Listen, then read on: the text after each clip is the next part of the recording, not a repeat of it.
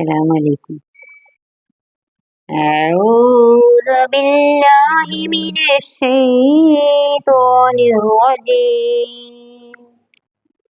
بسم الله الرحمن الرحيم. إنا أعطيناك الكوثر فصل لربك وانحر إن شانئك هو الأبتر.